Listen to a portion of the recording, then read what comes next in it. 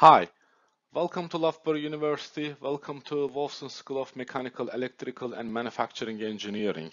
My name is Dr. Emrah Demirci and I am a senior lecturer in Mechanics of Advanced Materials. And I have been doing research and industrial work with computational and experimental mechanics and finite element analysis since 2003. You can see some of the simulations including metal forming and nonwoven fabrics or graphene. And these are just some of the simulations that I have done throughout my research life. Wolfson School is not only a teaching institution, but also an excellent research institution. So there are several research groups, and we do several industrial and blue sky research in various fields. I'm a member of the Mechanics of Advanced Materials Research Group here. And this is a big group, and we have vast amount of experimental and numerical facilities here.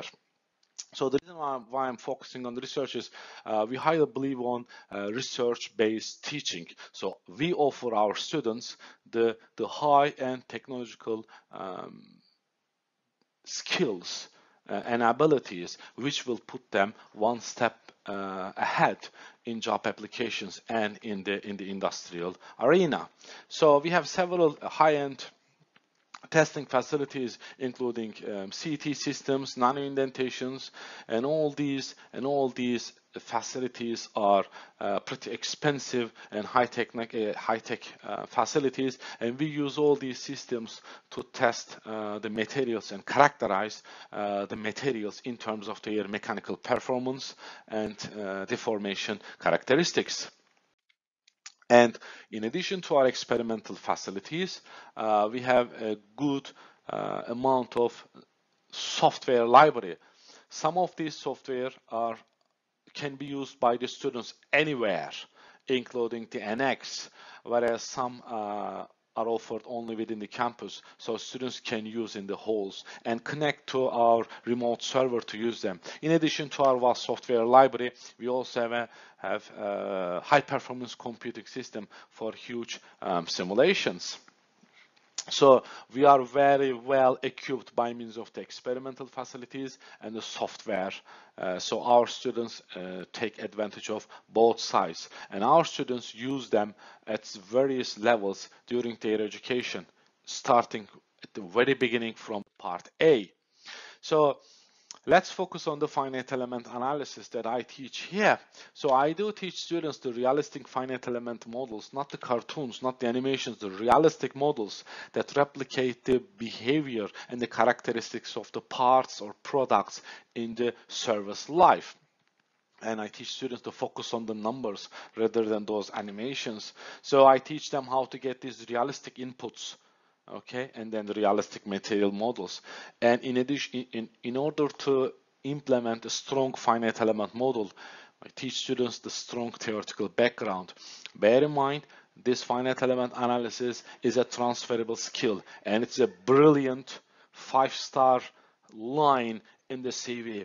And the finite element analysis skill will put the students one step ahead in job applications, both in academia and in industry. And this is a highly sought skill in the mechanical engineering industry.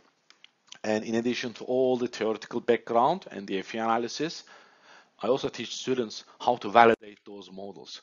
I'll just give you some of the examples that I did research on together with my students, industrially or blue sky wise, academically. And in all these projects, Part C and MSc and PhD level students participated at various levels. These are machining simulations for engine blocks. As you can see on the left hand side is the valve heads and then the simulation.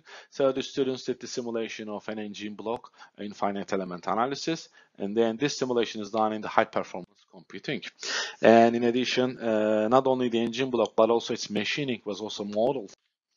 We are the world leader in mechanics of nonwoven fabrics, and by the way, nonwoven fabrics are the textile to manufacture the the masks and the hygiene products. So especially nowadays, we are using the masks quite frequently, and all those masks and the filtration media within the masks are made of non-woven fabrics, and we do simulate them.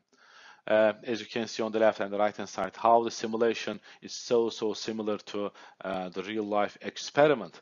So manufacturers need those models to reduce time to develop the products as well, reduce the amount of errors within the product, and it minimizes ready to market time.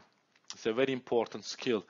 Not only fabrics and the engine blocks, but we also do simulate bones. So biomechanics, as you can see, a fracture of a bone at the micro scale, and how the microstructure of the bone is composed of in terms of the Haversian channels, and so we do simulate all of them, and they do behave differently. Metal forming, it's a beautiful process. Metal forming is everywhere. You see lots of metal products all around you, and metal forming requires finite element simulation to reduce the amount of development time and cost. So we can simulate the manufacturing process in metal forming entirely in the computer environment. So you can design tooling and the material itself all in the PC environment. Graphene, isolated in 2010, which brought Nobel Prize to Manchester University. So we did research on graphene reinforced nanocomposites to see the effect of graphene inclusion within the polymer materials and how strong they become with the inclusion of graphene. Ultrasonically acid drilling. So in contrast to traditional or conventional drilling, we add ultrasonic vibration to the drill, and it introduces brilliant results, both in terms of reduction of the drilling force and the moment, and then the energy consumption. And not only that, the material drilled in this case is a carbon fiber reinforced composite, a thick one. The damage within the material is reduced significantly, and this increases the service life of the composite. And this is the simulation, as you can see, of drilling of a composite. And this simulation, which looks like similar, it took more than a week to solve the system. And this is ultrasonic assisted machining of the titanium alloy. You can see on the right hand side the conventional and ultrasonic.